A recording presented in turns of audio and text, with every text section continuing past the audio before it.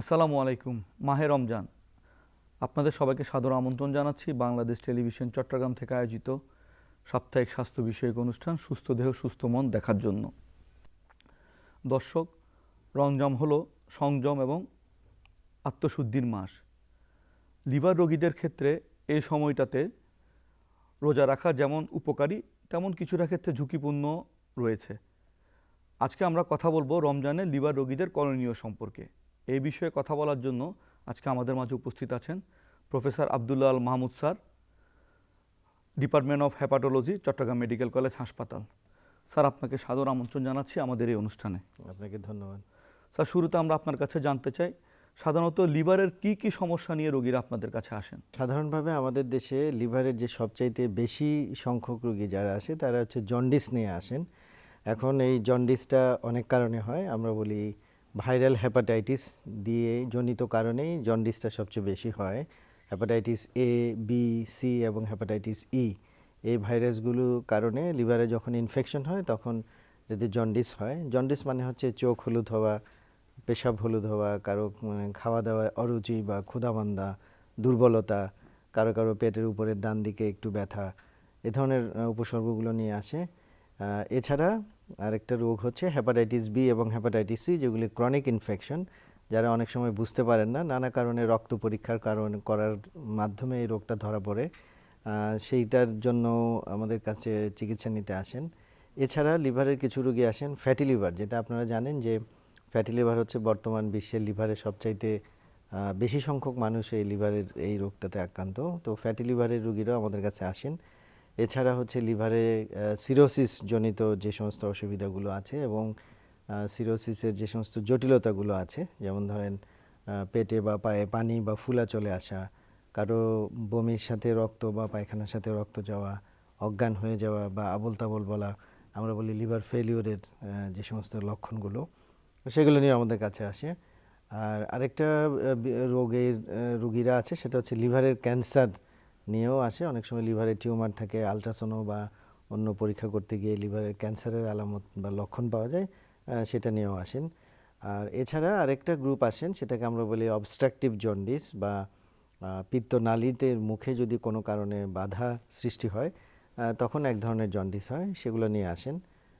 তাছাড়াও আমাদের দেশে কিছু ঔষধের পার্শ্ব প্রতিক্রিয়া জনিত কারণে কিছু জন্ডিস হয়, যেমন বেশিরভাগ ক্ষেত্রে যেমন ধরেন টিবির ওষুধ বা ক্যান্সারের ওষুধ বা অন্য কোনো ওষুধের কারণে যখন লিভারের চাপ সৃষ্টি হয় সেটার জন্য এক ধরনের জন্ডিস হয়, এগুলো নিয়ে আমাদের কাছে আসেন। তো মোটামুটি এই হচ্ছে আমাদের লিভারের রোগীরা। স্যার, এই যে রমজান মাসে যেসব রোগী লিভারের সমস্যায় ভুগছেন, ওনাদের মধ্যে কারা কারা আসলে রোজা রাখতে পারবেন? যে রমজান হচ্ছে আমাদের ইসলামের আসলে 5টি স্তম্ভের একটা গুরুত্বপূর্ণ স্তম্ভ, এবং আমরা সবাই চাই যেন এই রোজাগুলো ঠিকভাবে রাখতে পারি। তো লিভারের রোগীদের ক্ষেত্রে বিশেষ করে যারা ধরেন ভাইরাল হেপাটাইটিসে ভুগছেন, যাদের লিভার ফাংশন অতটা খারাপ না, মোটামুটি খাওয়ার রুচিটা মেনটেন করতে পারছেন, অল্প জন্ডিস বা বিলিরুবিনের মাত্রা অত বেশি না, লিভারের ফাংশন ঠিক আছে, তারা হয়তো রোজা রাখতে পারবেন। আর কিন্তু সবচাইতে উপকারী বলবো আমি যে রোজার মাসে ফ্যাটি লিভারের রোগী যারা, ওনারা যদি রোজা রাখতে চান, এবং অবশ্যই রোজাটা আমি বলবো ওনাদের জন্য একটা সুযোগ, কারণ আমাদের ফ্যাটি লিভারের মানে অন্যতম গুরুত্বপূর্ণ চিকিৎসা হচ্ছে যে আপনার জীবনধারার পরিবর্তনের মাধ্যমে আপনার ওজন কমানোর মাধ্যমে ফ্যাটি লিভারের চিকিৎসা বেশিরভাগ হয়ে যায়। এই জন্য ফ্যাটি লিভারের রোগীরা যদি সাথে ওনার কোনো অনিয়ন্ত্রিত ডায়াবেটিস অথবা হার্টের কোনো রোগ বা অনেক বেশি প্রেশার এগুলো যদি না থাকে, বা কিডনির অনেক বেশি জটিলতা এগুলো যদি না থাকে, তাহলে ফ্যাটি লিভারের রোগীগুলা নিশ্চিন্তে রোজা রাখতে পারবেন, এদের কোনো অসুবিধা হবে না। আর এছাড়াও যারা ক্রনিক হেপাটাইটিস বি বা ক্রনিক হেপাটাইটিস সিতে আক্রান্ত আছেন, তাদের যদি লিভারের ফাংশনগুলো ঠিক থাকে, তাহলে ওনার চিকিৎসকের পরামর্শ নিয়ে পুরো রোজাটাই রাখতে পারবেন, এতে কোনো অসুবিধা হবে না। আর যারা সিরোসিসের রোগী যারা আছেন, যে সিরোসিস মানে হচ্ছে লিভারটা কাজ করছে না, লিভারটা ছোট হয়ে আছে, শক্ত হয়ে আছে, কাজ করছে না, এরকম রোগী যারা, তাদের মধ্যেও যাদের লিভারের ফাংশনটা মোটামুটি ঠিক আছে এবং সিরোসিসের বিভিন্ন জটিলতা, যেমন ধরেন পেটে বা পায়ে পানি চলে আসা, অথবা রক্ত বমি বা পায়খানার সাথে রক্ত যাওয়া, অথবা অজ্ঞান হয়ে যাওয়া বা আবোল তাবোল বলা, আমরা বলছিলাম যে লিভার ফেলিওরের যে লক্ষণ, এরকম কোনো সময় হয়েছে আগে, ইতিহাস আছে, এরকম রোগী যারা আছেন তারা কিন্তু রোজা রাখা ঠিক হবে না। তারা বাদ দিয়ে যদি সিরোসিসের অন্য কোনো জটিলতা না থাকে তাহলে উনি রোজা রাখতে পারবেন। আর যারা লিভার ক্যান্সারের রোগী তাদের যদি লিভারের ফাংশনটা মোটামুটি ঠিক থাকে তাহলেও উনি রোজা রাখতে পারবেন। আর মোটামুটি এই ধরনের রোগীগুলি কিন্তু রোজা রাখতে পারবেন পুরোপুরি ওনার চিকিৎসকের পরামর্শ নিয়ে। বুঝতে পেরেছি স্যার। রমজান মাসে তো লিভার রোগীদের খাদ্যাভ্যাসের অনেক কিছু পরিবর্তন হয় স্যার। জি জি। এখন স্যার আমরা একটু আপনার কাছে জানতে চাই শুরুতে আসলে স্যার ইফতারের সময় লিভারের রোগীরা কি কি ধরনের খাওয়া খাবে অথবা কি কি ধরনের খাওয়াটা এড়িয়ে চলবে?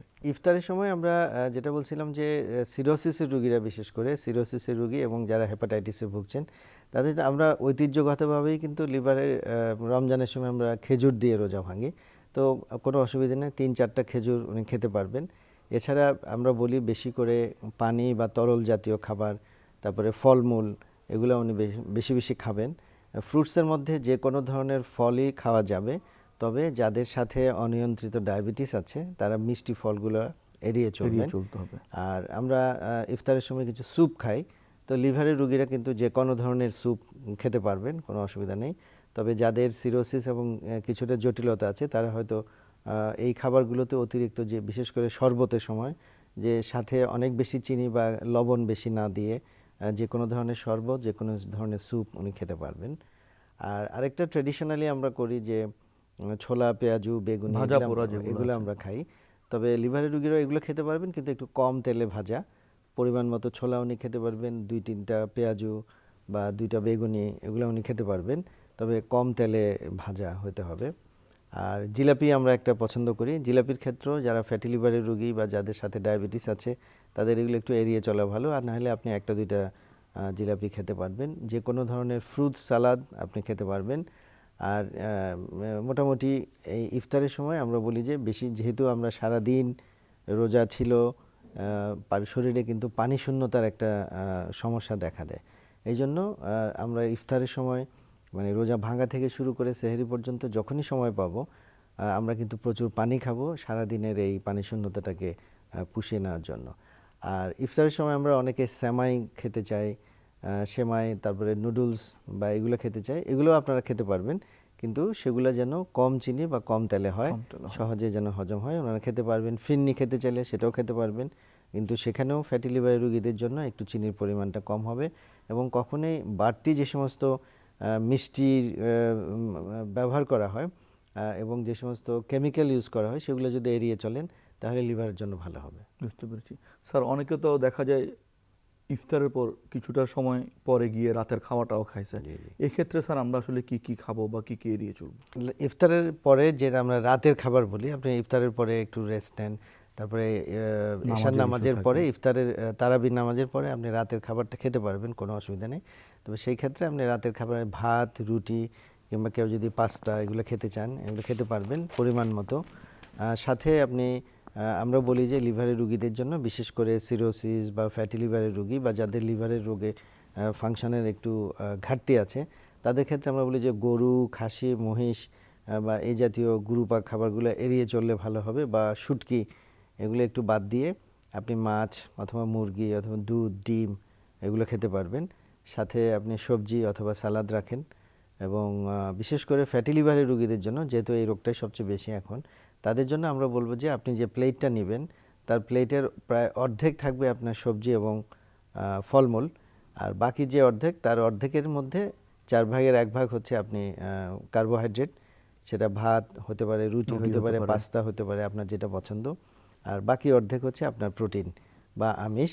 সেই ক্ষেত্রে আমরা বলি যে মাছ, মুরগি, দুধ, ডিম এই জাতীয় প্রোটিনগুলো নিয়ে খেলে আপনার লিভারটা সুস্থ থাকবে। তবে এই ক্ষেত্রেও আপনাকে যথেষ্ট পরিমাণে পানি খেতে হবে। বুঝতে পেরেছি। আচ্ছা, সেহরির সময় কি ধরনের খাওয়া আসলে খাওয়া উচিত? হ্যাঁ, সেহরির সময় একইভাবে আপনি ভাত, রুটি বা পাস্তা যে কোনো একটা কার্বোহাইড্রেট নেন, সাথে সবজি, সালাদ খেতে পারবেন। মাছ, মুরগি, দুধ, ডিম যে কোনো একটা দিয়ে আপনার, বা একটা বা দুটা দিয়ে আপনি আপনার প্রোটিনের ঘাটতি পূরণ করতে পারেন। আর এই সময়ে বিশেষ করে ফ্যাটি লিভারের রোগী যারা, তাদেরকে আমরা পরামর্শ দিই যে টক দই যদি খেতে পারেন তাহলে টক দইটা লিভারের জন্য, বিশেষ করে ফ্যাটি লিভারের রোগীদের জন্য উপকারী হবে। তবে একটা জিনিস আমরা নিষেধ করি, সেটা হচ্ছে বিশেষ করে সিরোসিস, ফ্যাটি লিভারের রোগীদের জন্য, যে ফাস্ট ফুড, জাঙ্ক ফুড বা অনেক বেশি গুরুপাক খাবার, বিরিয়ানি বা মেজবান টাইপের এগুলো যদি এড়িয়ে চলা যায়, তাহলে সারাদিনের যে আমাদের রোজার কারণে লিভারের উপরে যে এক ধরনের ক্লান্তি ভাব থাকে বা যে চাপ থাকে, সেই চাপটা থাকবে না। আর বিশেষ করে ফ্যাটি লিভারের রোগীদের ক্ষেত্রে আমরা বলবো যে রোজা রাখবেন, রোজা রেখে আপনার ওজন কমানোর একটা সুযোগ আসবে। কিন্তু সারাদিন রোজা রাখার পর যদি আপনি ইফতার থেকে শুরু করে অনেক বেশি খাওয়া শুরু করেন, তাহলে কিন্তু আপনার এই সুযোগটা আর থাকবে না। বুঝতে পেরেছি। স্যার, যেসব রোগী হেপাটাইটিস বি বা সিতে ভুগছেন, ওনাদের ওষুধ সেবনের ক্ষেত্রে কি কোনো পরিবর্তন আসবে কি না রোজার মাসে? হেপাটাইটিস বি ভাইরাসের রোগীদের জন্য যে ওষুধটা, সেটা কিন্তু ওনাকে ডেইলি একটা করে ট্যাবলেট খেতে হয় এবং এই ওষুধটা সারা জীবন খেতে হবে। আর এই ওষুধের মধ্যে 2-3 ধরনের ওষুধ পাওয়া যায়। এর মধ্যে একটা ওষুধ আছে শুধু আপনাকে মানে 2 ঘন্টা আগে, খাবারের 2 ঘন্টা আগে বা খালি পেটে খেতে হয়। এক্ষেত্রে উনি যেটা করতে পারেন যে রাতের খাবার খাওয়ার সাথে সাথে যদি উনি শুয়ে না পড়েন, তাহলে 2 ঘন্টা একটু হিসাব করে একটু পরে 2 ঘন্টা পরে খেয়ে তারপরে উনি শুতে পারেন। অথবা যদি সেহরি 2 ঘন্টা আগে উনি যদি অ্যালার্ম দিয়ে রাখতে পারেন, তাহলে ওই সময় উঠে উনি ট্যাবলেটটা খেয়ে আবার শুয়ে পড়লেন। অনেকে তাহাজ্জুদ পড়ার অভ্যাস আছে, সেই সময় উঠে ট্যাবলেটটা খেয়ে ফেললেন।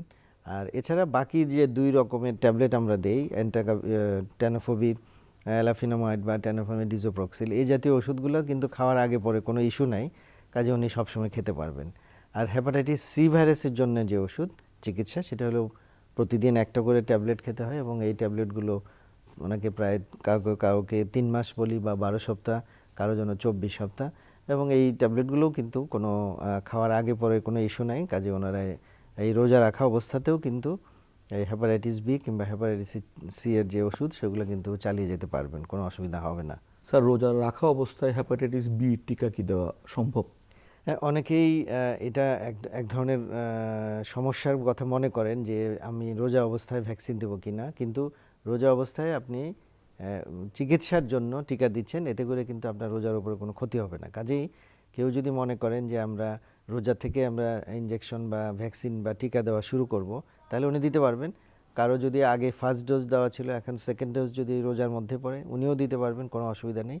তারপরেও আমরা বলবো যদি উনি কোনো কারণে উনি যদি সন্দেহ হয় বা ভয় পান, সেক্ষেত্রে উনি ইফতারের পরে যে সময়টা, ওই সময় রোজা ভ্যাকসিন দিয়ে নেবেন, কিন্তু উনি ওনার ডোজটা পুরো করতে পারবেন।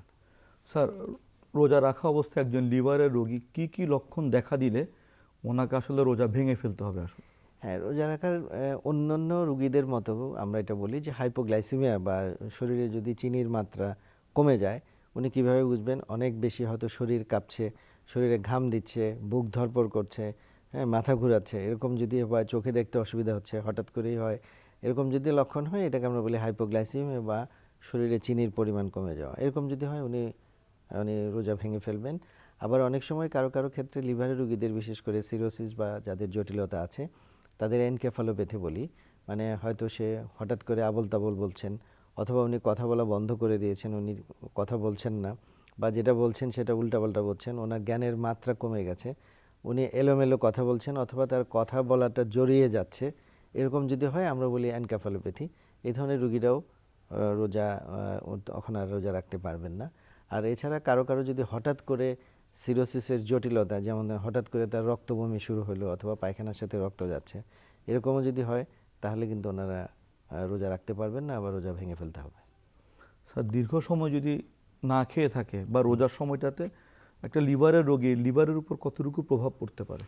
বিশেষ করে যাদের আমরা বলি যে সিরোসিস বা তাদের জটিলতা যাদের আছে, আমরা বারবারই আগেও বলেছি যে পেটে পায়ে পানি আসা, রক্ত বমি হওয়া বা অজ্ঞান হয়ে যাওয়ার ইতিহাস যাদের আছে, তাদের ক্ষেত্রে কিন্তু দীর্ঘ সময়ে যদি আমরা না খেয়ে থাকি, তাহলে তাদের সমস্যা হতে পারে। এই জন্য তাদেরকে আমরা বলি যে অল্প অল্প করে বারে বারে খেতে।